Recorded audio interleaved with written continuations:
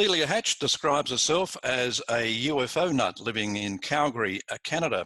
Over a lifetime of activism in many different areas, she has landed in the world of extraterrestrials, and she believes that one of the best ways to help leave a better world for our children is to communicate with evolved life forms who can help us learn how to better get along with each other. And she joins us now. Hi, Cielia. Hey, Dean, how are you? I'm good. I've interviewed Mike Moberg a couple of times, and one of my favourite sayings came from Mike, and he says that why chase ET when you can invite him in or her for tea?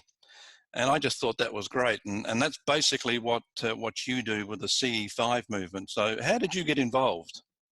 So a long time ago, about almost 8 years ago, actually, I watched the documentary Sirius, which Dr. Greer created. It's got that plot line following this little mummified Atacama being. And in the movie, somewhere in there, he briefly talks about CE-5 and actually making a human-initiated request for contact. And I was just thrilled with that idea.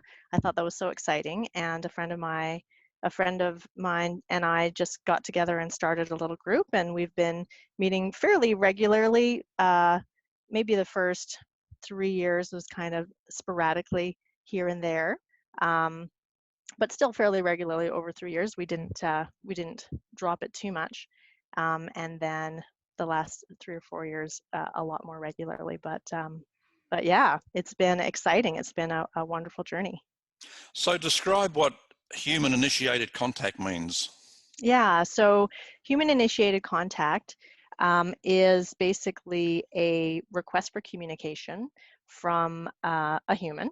And usually we go out under the stars, usually under CE-5, like typical CE-5 protocol. The name CE-5 is an acronym for Close Encounters of the Fifth Kind, which is part of the J. Allen Hynek classification. And it does literally is defined as human-initiated contact with ETs. And oh, I'm losing my train of thought here. So what was your question? Well, human-initiated contact, so you're basically initiating contact with the ETs. Yes. Yeah, absolutely. Yep. I mean, Sirius wasn't out that long ago, so the CE-5 movement itself isn't like an old movement. It's only a recent thing, isn't it? Yeah, it's been around since the 90s.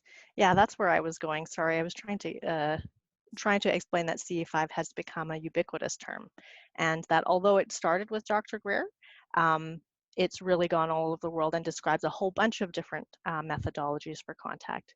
And so even though the protocols that Dr. Greer started involved lights and sounds and coherent thought sequencing, people have really taken ET contact, and it's kind of developed into all kinds of different ways that people make contact. Doesn't necessarily even have to be at night, and it has also sprouted up all over the world, not just originating from the work that Dr. Greer did, but like what Robert Bingham does, or I've met lots of people that have developed it and explored it all on their own, and they never heard of Dr. Greer or anything like that. So CE-5 really has become something that is all-encompassing and is defined by human-initiated contact. Right, right. So is it easy to go out and see a UFO? I would say maybe simple, not easy. So it really there's so many different factors determining whether or not you'll have a multiple witness UFO sighting. Generally, if you're ready, they're ready, and you will see, you'll have a sighting. But there's a whole bunch of other things too. I do think the probabilities are increased if you go out into the wilderness where it's nice and remote. Definitely there is huge factors in relation to your own frequency and where you're at in your own involvement. So the most key ingredient, I would say, would be your ability to raise your consciousness, to expand it into the field, the consciousness field of humanity and all that is, and bringing your frequency up to a plane where we can meet and communicate with highly evolved beings. So they bring their frequency down to meet with us, and we bring our frequency up. So if you're able to increase your frequency, Yep. then your probability is much higher for making contact. And you mentioned that as one of the ingredients, and you wrote a book called simply called a CE-5 handbook, and you mentioned there are 3 ingredients that you need, and one is connection to one mind consciousness, and then there's 2 others: a sincere heart and a clear intent. So when you make contact with ET, I mean, can they detect whether you have a clear heart and what your intent is? Yeah, and I'm not sure how they do that. I was thinking about that the other day. What are the measurements that they make, and how is it that they see us? You hear about different ways that ETs or the different beings, or maybe in different realms, that different beings view us. I heard that beings from non-physical realms actually see us as light and like masses of light. And so maybe we emit a certain sound or light frequency or color or something that they can see um, our progress on the scale moving kind Mm-hmm. of like from service to self to service to others. Right. Have you have you received, like, I mean, is it threatening making contact with these entities? I think it can be threatening if you yourself are afraid of it.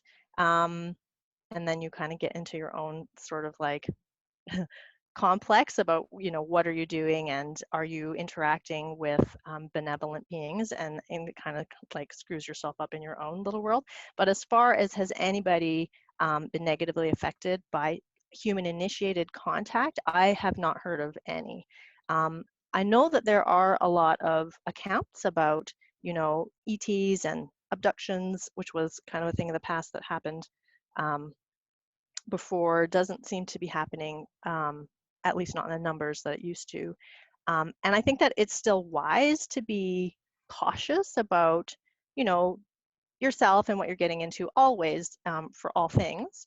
But as far as um, have has in CE-5 community, have we ever heard about an ET that was ever harming anybody, or had some kind of malevolent intent, or like just screwing with anybody? Mm-hmm. No, never. And the CE-5 community is quite large, so and quite connected. People really do talk to each other. So although we've had a lot of, you know, gossip about other CE-5 members or other humans, Mm-hmm. never anything of an extraterrestrial origin that has affected anybody negatively.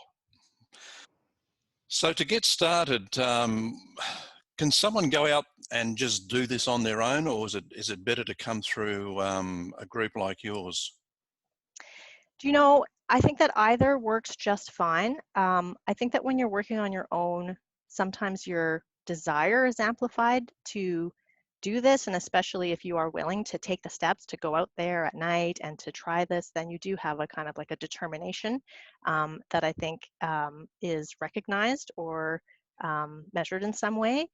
But if you are in a group, then you do have the group dynamics of amplification, which happens when you bring people together. So I think that they've done studies with this.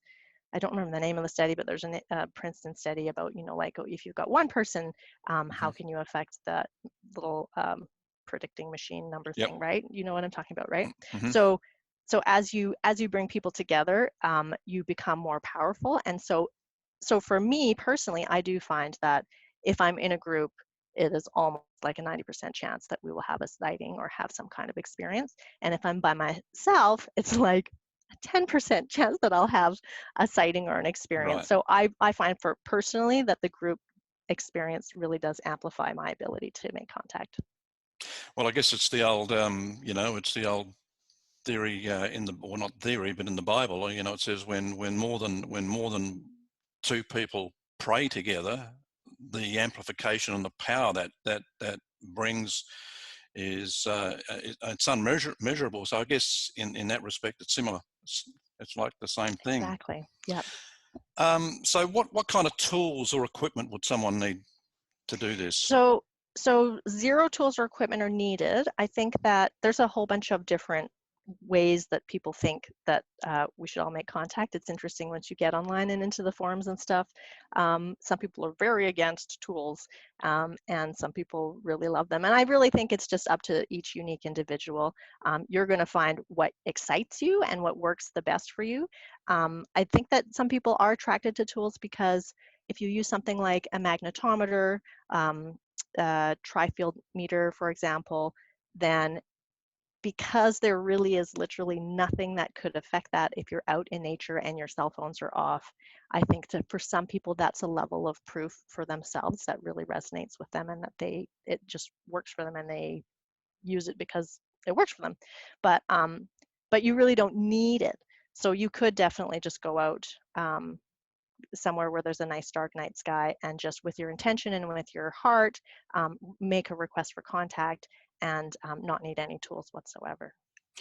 Now, I've done quite a number of reports on CE-5 just this year alone, and one question I get a lot from people is why don't they film the event? And Mike Murberg suggested to me, no, he says that's not the reason, that's not why we do it. And I guess people are just curious that they just want to see an alien on film. But I mean, you guys don't film your events. No, we did try. I do have a little night vision camera that I bought, and honestly, it's so much of a bother. It takes away from the experience. You just cannot. Getting UFO footage is really difficult, and then even when you do have something that looks anomalous to a group of people on the ground, and you can see in the great big sky what it is doing, when you're zoomed up on it, it just looks like a little like white light. It Right. looks kind of boring, honestly, Yeah. on film. Yeah. So it's just too much of a bother for us, and so we haven't. I've never. I think Mike is right. It really isn't the intention. I think that there are people. It's interesting. There are people out there, and they may not necessarily categorize themselves as a human-initiated contact. They may just categorize themselves as like UFO researchers or whatever. But that they do continually get sightings and they continually get footage. And it's really interesting to me. That's almost as if different people have different roles, and that I don't know if the ETs are saying, okay, yes, we will show us to you every time you come out with a camera. We're okay with you recording us. But you could have a CE-5 group that's like, oh, let's start recording now. And then, it's just like crickets out there once they go out with the equipment. So it is interesting that there's different roles that seem to be being played. Is it easy to discern what's real and what's not real when you're out there? I would say no, especially at first, because you're so excited that you want everything to be real. And then you'll see a plane and everybody will get really excited about seeing a plane, and they're like, oh, wait a second, no, it's got like the red and the green lights and it's got a strobe light. Like, no. Making that discernment, I think, is a real process in CE-5. And I think that's something that it's something that it's like, if you can be brave enough to jump into not being an expert, not knowing, and also having a whole bunch of sightings that you'll never know if they were UFOs or not legitimately, right? Like there's alleged meteorites, which is just a falling star. And I think that's a low-key sighting. I think sometimes that's ET. I think sometimes it's not. I think that it could be a falling star, and sometimes it's a response maybe to, like, one of my favorite alleged meteorite examples is that I was down with Kosta Makreus in Mount Shasta, and we were having a CE-5 there, and it was the end of the night, and we had a beautiful night. And he said, thank you, and an alleged meteorite came by, right? So was that a falling star? Yeah, it could have been like very synchronous and just aligned with him saying thank you. I would probably say that, personally, I would believe that that was a recognition of our appreciation. Right. Yeah. Right. What about actual beings themselves? Do you actually see those, or just the UFOs? So at first, if you're getting into CE-5, I would probably guess that most people are not ready for face-to-face contact. And I don't think that we have had, there's been two members of our group that have had face-to-face contact. One was in his home, and a being kind of like materialized in his home. Wow. He was about to hit the light switch, and Yep. he looks back in the room, and there's a being there, and just kind of appeared and then went away. And it really is about readiness, right? Like he's totally ready, totally like just out of our group, just thinking about all of us, our levels of fear, and also our levels of like, well, like what do we believe reality is, and how kind of stuck we are to like this 3D reality and attached to it, or can we view reality as a little bit more fluid or elastic? He's totally ready. And then we have another guy in our group that had a full-on experiencer, like went on the ship for 3 weeks, Wow. like wild story, and he has seen many face-to-face beings recently in this last year. So and his readiness is absolutely complete and done because he has absolutely no fear. um, it's interesting because I was speaking with another CE-5 leader a little while ago, and he was saying, if you say to yourself that you have no fear, you are absolutely lying to yourself. All humans have fear. Yep. And I'm like, I don't know about, there's this one guy in my group that I'm pretty sure he is absolutely fearless. And I'm sure that is why the ETs have shown themselves to him first, because it's such a disconnect and such a strange and surreal experience. And I think it not only is it weird and different, but I think it can really send our fight or flight system into like hyperdrive. So Wow. not having fear and having that face-to-face contact is, I think, totally related. Yeah, we need to talk to that gentleman that spent 3 weeks on the craft. I mean, he would have some story to tell. Um, it's funny you mentioned that one person went to hit the light switch and a being suddenly appeared, because I mean, and that's not unusual. I hear a lot of people say that they're sitting in their lounge room and they suddenly kind of notice something kind of flip past, and they look and there's nothing there, and they think, oh well, maybe just my imagination. But I'm starting to think there's an explanation for that. It may be, right. I mean, and it's interesting because I think that our imagination is almost like the doorway to these different realities, and that if we utilize our imagination, and if we even kind of almost entertain ourselves a little bit with our imagination, I think that actually increases the real reality to come forward more. So if you do say something like, oh, okay, a little light flash, and it could have been a reflection from something in the room or a mirror or your phone or something, but if you're like, oh, maybe that could have been, something special or something different, I think that the chances of you catching something that really is real and anomalous grows higher, not just from the habit of you looking for it, but Hmm. even almost like literally to open the door to that reality. Right. It was funny. A few nights ago, from the date we're recording this interview, and my wife was on the phone with her daughter, and she just came out, and I was watching TV, and she just asked me, do you often see, sitting there and think you see something that might be across to your right or to your left, and there's nothing there? And I said, yeah. I mean, I think that happens a lot. I mean, it's happened to me. And she says, you're not bringing these things into our home, are you? And so guilty. Sorry, that was you. Yeah. Um, Cynthia, Celia, I should say, meditation. How important is meditation in this process? I would say that it can be very valuable, and I know that some people don't meditate very well, or they say that they don't meditate very well, which in reality maybe they don't realize that nobody really meditates that great, and somebody that has meditated for many years still has issues with, like thoughts coming in and that kind of thing. But in our experience, we've had people that are really like experienced meditators in our group, and I think that has helped quite a bit. And we've also had a few people that are just not that great at meditating, but it's not a requirement. I think it's just a help. Mm-hmm. You mentioned earlier vibration levels and lifting your vibration levels, and of course that's a common practice with people who follow the law of attraction topic, and meditating and raising your vibration. So, why is that so important? It really is important because I think that it's a function of bridging the reality.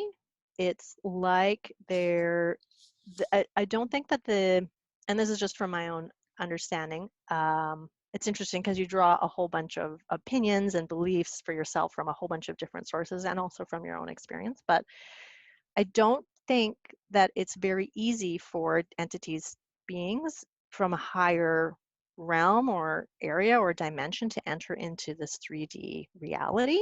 And so it's almost as if we're in such a thick fog or dense world that they could come knocking all they want and even bring themselves all the way down to our reality, but because they are in a separate reality, it's we can't even hear them or see them.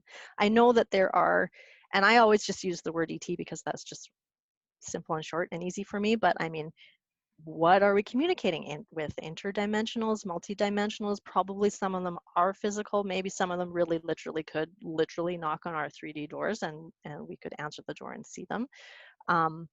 Yeah, it's really hard to say, but I think part of the reason is that kind of like operational, yeah, you actually literally have to get to this like contact highway where Right. you bring yourself there too. But I think also there's something about CE-5 being just a high frequency thing. It's like if you go to the store and you buy a Ouija board. That is just typically going to be a bad experience Mm-hmm. because it's just so often associated with kind of darkness or, you know, not so happy spirits or whatever that is, right? So you probably could go to the store and buy a Ouija board and do great things with it with, you know, a pure intention. But I think in that way, CE-5 is it's associated with harmony and peace and Right. a bringing of an entire planet to unity consciousness. And so I think it's like simply characterized as a high frequency um, modality of contact with other realms and that sort of thing. And I think that's also why, just backtracking to that question about like, is there anything threatening about CE-5? Yep. I think there's something kind of sacred about it. I think that it's possible that maybe there are negative entities that may want to mess with it or whatever, but I think it's kind of protected, if that makes any sense. Right. Yeah. How long would someone have to go out? How many times will they need to go out before they actually see something? So in my book, I actually said 6, and I don't know exactly where I came up with that number, but it does feel like that's probably accurate for people. I have people that join our group and have sightings on the first night. I really feel like you usually like 3 or 4 nights in, probably, as long as you're following, you know, the protocols in terms of raising your frequency and opening, expanding your consciousness to include the reality that really we are all one, and we're and allowing that communication to happen in that way.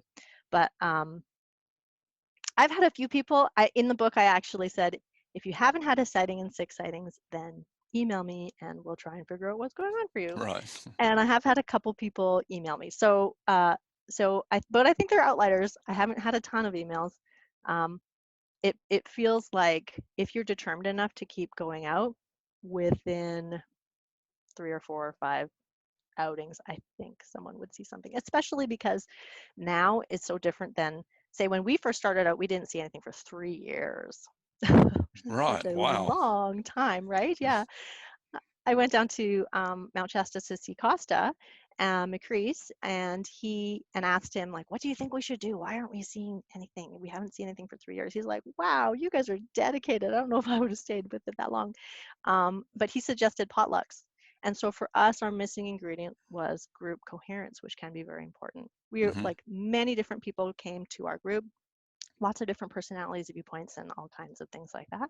And they were all kind of connecting through me and speaking to me, but they would never really speak to each other in the group. And Right. so that was what we were missing. And so that's why in the book I kind of invited people, if they want, to just email me and ask why, because there might be something that they're missing and we're just not sure exactly what it is, whether or not it's their own personal well-being, because if you're not feeling in a good space, then probably contact is not going to happen, Mm-hmm. or whether it's something to do with the group dynamic or even like where you're going or that kind of thing. Okay. Well, before I ask you about some of your more interesting experiences, firstly, how does someone get started, and can you recommend a resource or two that people can check out? Yeah. So to get started, really you just have to, it's as simple as going outside, and you can do C5 inside too. Although I think just being in nature is a little bit more magical, but that's just personal. I do really like Mm-hmm. to go outside and just have a strong intention and a pure heart and reach out to make communication. Um, it's really that simple. People do like to usually get a little bit more information to go outside, to prepare themselves to go outside. The book that we wrote is free, and you can get it at a ce5handbook.com. Hmm. And there's all kinds of, you know, questions and answers in there. You can also go to the ET Contact Hub, www.etcontacthub.com, where you've got shared resources from all over the world, from all different modalities of contact, and different people, different climates, different everything, and instructions there on how to make contact there too. So if you were just starting out, I would say, like, just have the bravery to do something different and just get out there and do something exciting. And if you need a resource, you could go try one of those resources. I imagine you must get all sorts of reactions, you know, when someone asks you what you do, and you tell them, well, I go out and look for UFOs. What kind of reactions do you get from people? Honestly, a lot of the time I just get like this glazed look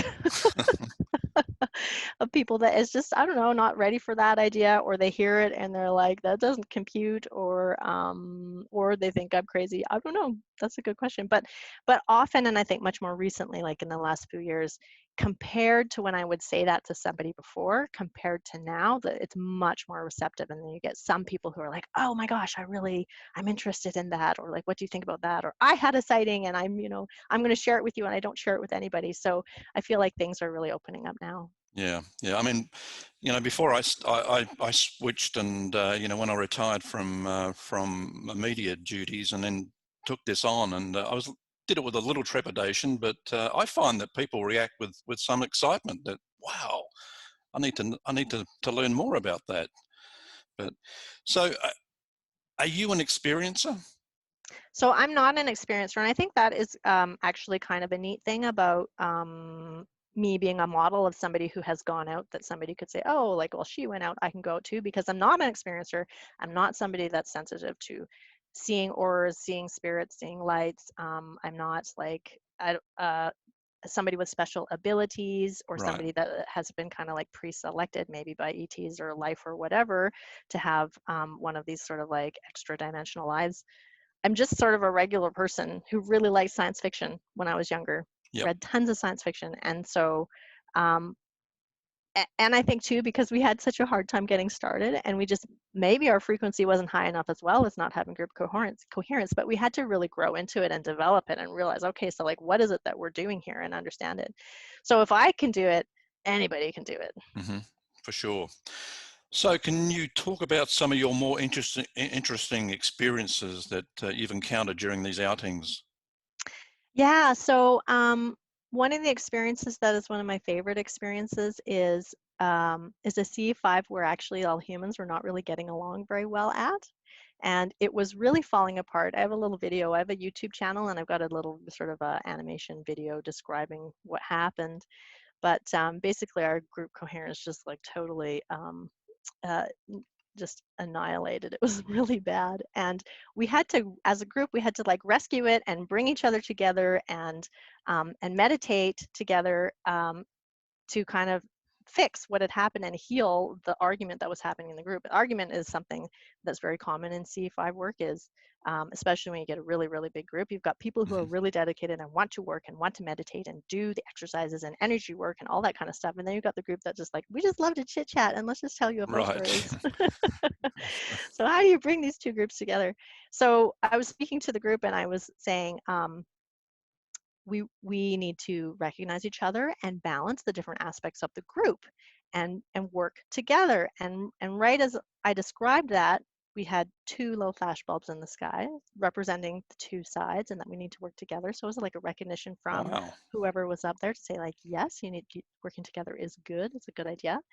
And then and I did a really nice meditation, which I learned in New Zealand from Jeremy of CE-5 Aotearoa. And it's a energy healing the earth type of meditation. So you create these energy forms, these torus forms, and then you create a pillar of light, and you ask for assistance from anybody that would like to co-create like this healing energy boost for the earth.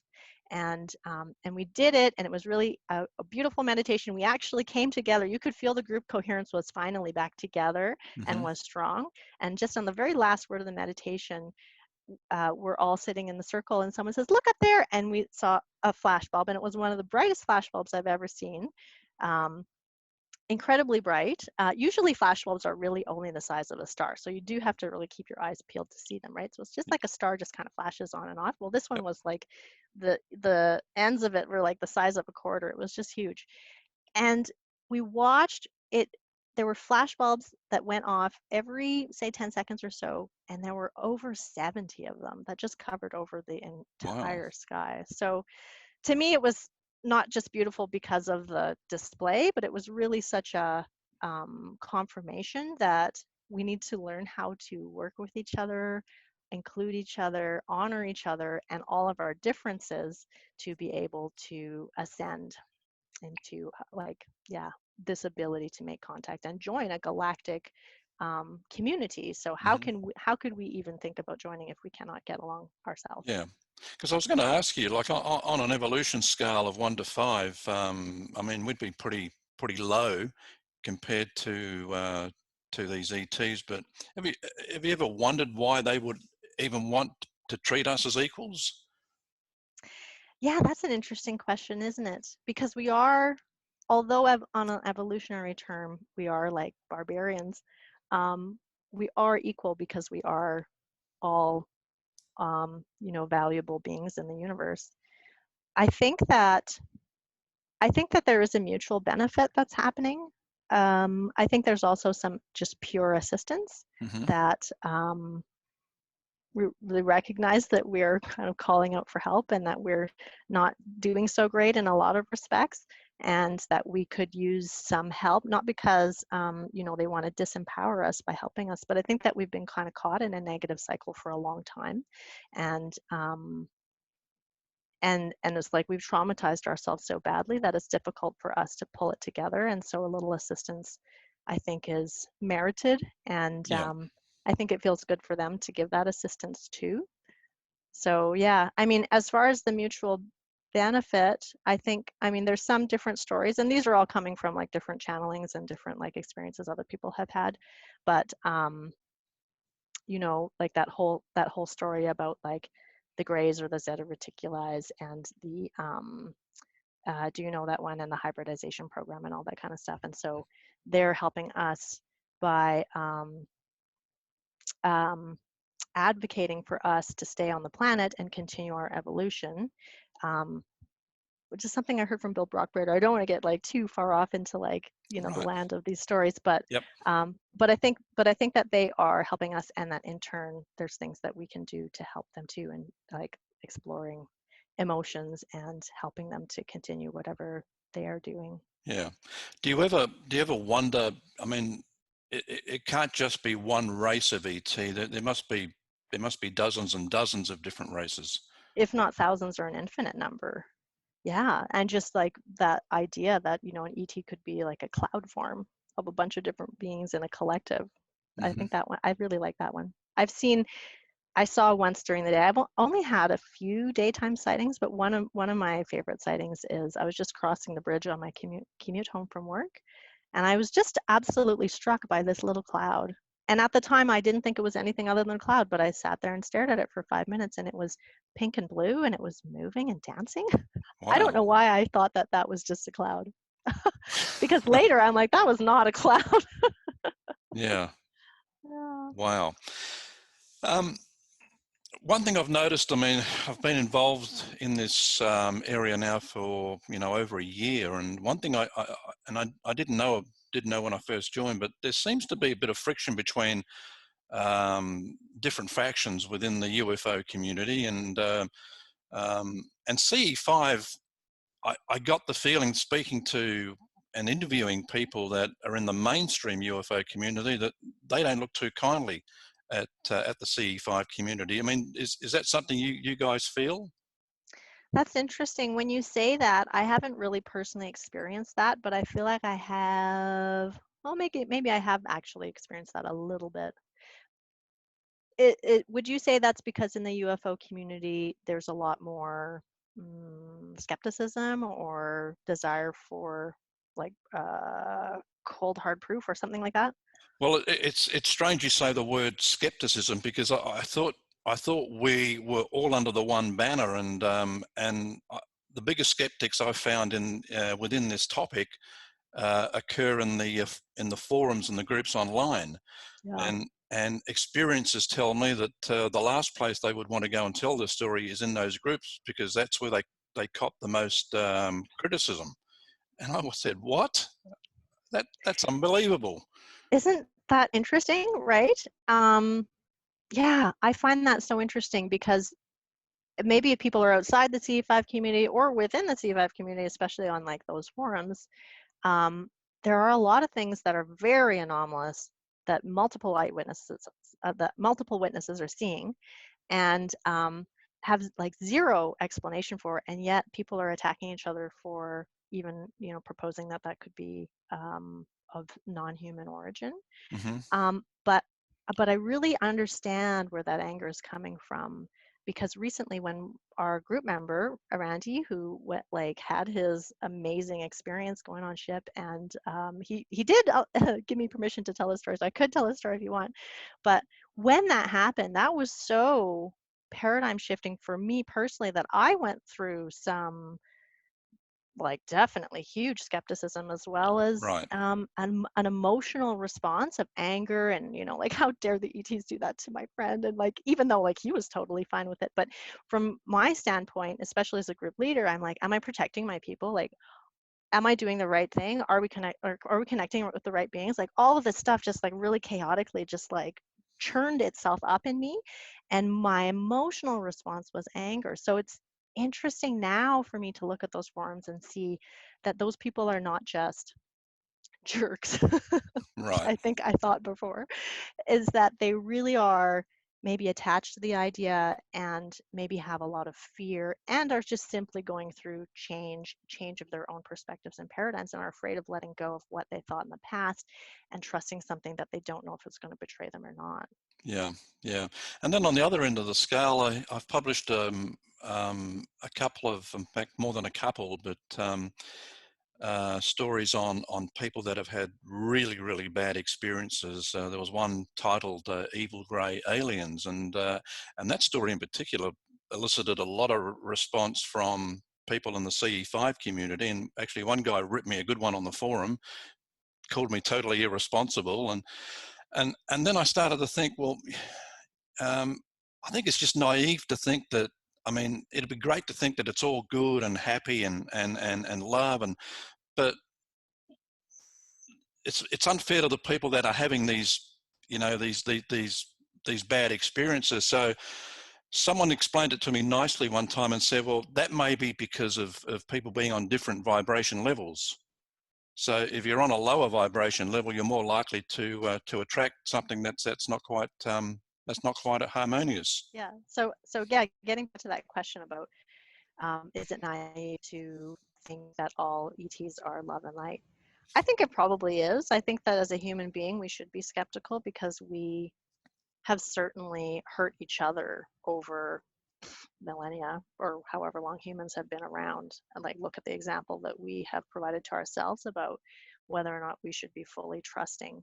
So, um, is it a good idea to be cautious? I think so. There's a couple of different factions in the CE-5 world. There's the group that thinks that, no, if an ET has conquered time and space, then they are spiritual evolved enough to have that technology to be here.